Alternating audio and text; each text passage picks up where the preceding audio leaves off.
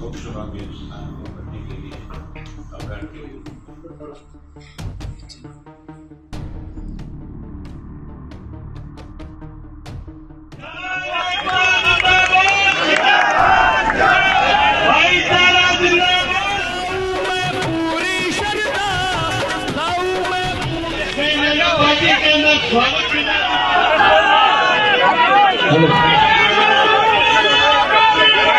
राजकुमार सैनी जब भाजपा की टिकट पे चुनाव लड़ रहा था, मनोहर लाल इतने हमारे नरेंद्र मोदी जी ने ये कहा था कि साथियों मैंने खजाने के अंदर पैसा पड़ा देखा है, मैंने तिजोरी में गहने और सोना चांदी देखा है, लेकिन एक ऐसी तिजोरी भी है जिसके अंदर 45,000 करोड़ का कोयला है। सीधा सीधा इशारा नवीन जिंदल की तरफ था और ये कह रहा था कि जो खजाने नवीन जिंदल ने ले रखी है कोयले की, ये 45,000 करोड़ का कोयला ब्लैक में बेच करके खा गया। ये भी कहा था कि मेरी सरकार बन गई तो इस नवीन जिंदल से पाई पाई का हिसाब करूंगा और इसको जेल की सलाखों के पीछे डाल करके एक एक पैसा वसूल के लोगों पे खर्च करने का काम करूंगा। बड़ा आरोप लगाया था, लेकिन साथियों पहले उससे चंदा लिया गया।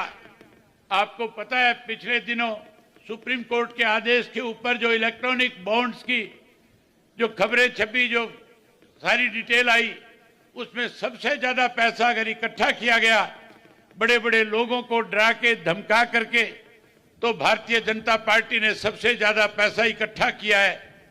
6,007 करोड़ रुपया एक साल में इन्होंने लेने का काम किया। उसमें जिंदल का नाम भी है। पहले इससे पैसा लिया गया, फिर इसे डंडा दिखा करके पटका पहनाया गया और पटका पहना करके इन्होंने बीजेपी के दफ्तर में एक वॉशिंग मशीन रखी हुई है, उस मशीन में डाल दिया। 35 मिनट मशीन में घुमाया और 35 मिनट के बाद बाहर निकाल करके कहते हैं कोयला चोर कोहिनूर हो गया है। क्या जहां कोयला कोर को कोहिनूर बना दिया, जहां कोहिनूर कहा गया, वहीं साथियों एक बात और देखने की है। जो कोहिनूर जो था, उस कोहिनूर को यहां बुला करके एमपी का टिकट दे करके खड़ा कर दिया और यहां आने के बाद जिसके पास किसी भी तरह की कोई कमी नहीं है, जिसके अपने प्राइवेट जहाज हैं, हेलीकॉप्टर हैं, जो बढ़िया ऐशो आराम की जिंदगी जीता है, महीने के अंदर 25 दिन विदेशों में रहता है, बड़े बड़े कारखाने, हजारों करोड़ का मालिक है, उस हजारों करोड़ के आदमी को इस भारतीय जनता पार्टी वालों ने पिछले दिनों पल्लेदार बनाने का काम किया। आपने वो वीडियो देखी होगी। इस वीडियो में नवीन जिंदल अपने कंधे पे बोरी रख करके गेहूं की ट्रक में लदान करने का काम कर रहा है।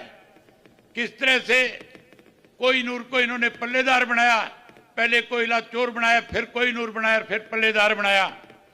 वहीं उसके साथ साथ दूसरा जो मेरे सामने चुनाव लड़ रहा है, साथियों उसका किसी को ठिकाने के तक का भी पता नहीं है, कहां का रहने वाला है।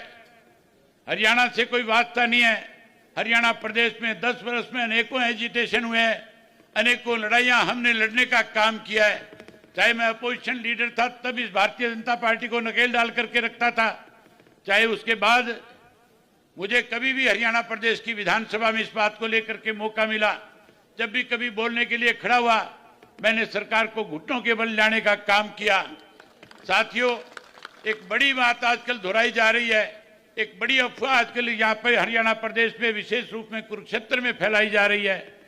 मैं जहां कहीं भी गांव में गया हूं, लोगों ने मेरे सामने ये बात रखी है, कांग्रेस के पास और भारतीय जनता पार्टी के पास आज कहीं भी खड़े होकर के ये कह करके वोट नहीं मांग सकती कि हमने आपके लिए कोई काम किए। ये कह करके वोट नहीं मांग सकते कि हम आपके संघर्ष के साथी हैं, हमने हरियाणा प्रदेश को क्या दिया है। केवल और केवल अफवाहें फैला करके लोगों में भ्रम पैदा करके वोट हासिल करना चाहते हैं। मेरे बारे में जगह जगह पे सोशल मीडिया के ऊपर ये बात फैलाई और चलाई जाती है कि अभय सिंह अगर चुनाव जीत जाएगा तो चुनाव जीतने के बाद भारतीय जनता पार्टी के साथ चला जाएगा, मोदी के साथ चला जाएगा।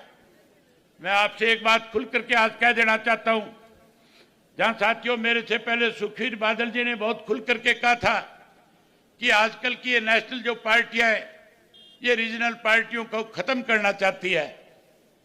जहां अकाली दल को तोड़ने की कोशिश करी, वहां इंडियन नेशनल लोकदल पार्टी को तोड़ने का काम किया था। ये नहीं चाहते कि रीजनल पार्टियां जो है वो कहीं ताकतवर हो जाए, इसलिए इस तरह की बातें कही जाती है। मेरे खिलाफ प्रचार किया जाता है कि मोदी के साथ जाकर के मिल जाएगा। मैं भरी सभा में एक बात आपसे कहना चाहता हूं, टोटल 545 सदस्य है, अगर 444 भी एक तरफ चले जाएंगे तो अभय सिंह चौटाला भाजपा के साथ नहीं खड़ा होगा। ना मैं भाजपा के साथ जाऊंगा और ना मैं कांग्रेस के साथ जाऊंगा।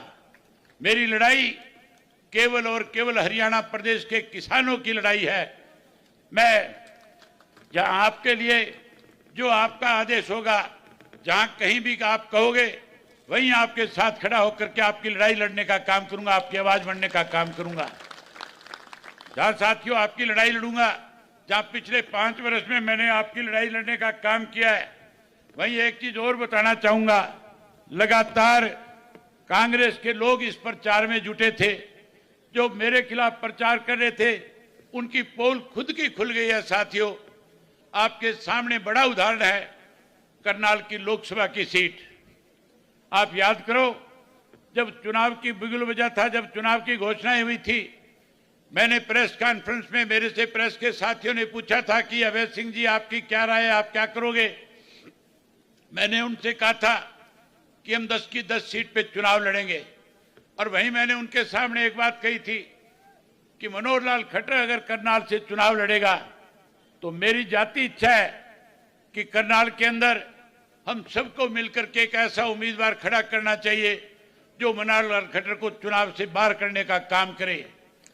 मैंने खुल करके ये कहा था कि कांग्रेस के लोग अपना सर्वे कराएं। मैंने अपना सर्वे कराया है। मैं रोज करनाल के लोगों से मिलता हूं, जाता आता हूं। जब भी कहीं लोगों से राजनीतिक बातचीत होती है, जब पूछा जाता है करनाल में कौन सबसे ज्यादा सक्षम उम्मीदवार है, सबसे मजबूत आधार किसका है, हर व्यक्ति की जबान से मैंने एक ही बात सुनी थी कि अगर वीरेंद्र मराठा साझा उम्मीदवार बनकर के आ जाए तो कोई नहीं हरा सकता। जब मेरे सामने ये बात आई तो मैंने प्रेस के माध्यम से कांग्रेस के लोगों को संदेश दिया और कहा कि अगर वीरेंद्र मराठा को कांग्रेस पार्टी भी अपना उम्मीदवार बना करके लेकर के आएगी तो इंडियन नेशनल लोकदल पार्टी कोई उम्मीदवार खड़ा नहीं करेगी, समर्थन देने का काम करेगी। जब हमने ये बात कही, वही कांग्रेस के लोगों के सामने शरद पवार जी, जो गठबंधन के सबसे बड़े नेता है, उन्होंने भी ये बात दोहराई कि आप लोगों को इस पे विचार करना चाहिए और वीरेंद्र मराठा जी को टिकट देकर के चुनाव लड़ाना चाहिए। लेकिन कांग्रेस की नीयत में खोट थी, भूपेंद्र सिंह हुड्डा की नीयत में खोट है। हुड्डा नहीं चाहता कि भारतीय जनता पार्टी हरियाणा प्रदेश में कमजोर पड़े। इसलिए साथियों, इस भूपेंद्र सिंह हुड्डा ने ऐसा कैंडिडेट, ऐसा उम्मीदवार उतारा है जो करनाल का रहने वाला भी नहीं है, जो घुमाना का रहने वाला है, जो घुमाना का रहने वाला है, और उसके ऊपर एक ऐसा केस है जिसमें पीओ घोषित हुआ है। ये मान के चलो जो पीओ है उसको पुलिस पकड़ के ले जाएगी। और आपको पता है ये भाजपा वाले बड़े बड़ों को जमानत पे नहीं छूटने देते, वो तो बेचारा बड़ा छोटा सा आदमी है। इसलिए लगातार भूपेंद्र सिंह हुड्डा जो है मनोहर लाल खट्टर की मदद करने में लगा हुआ है।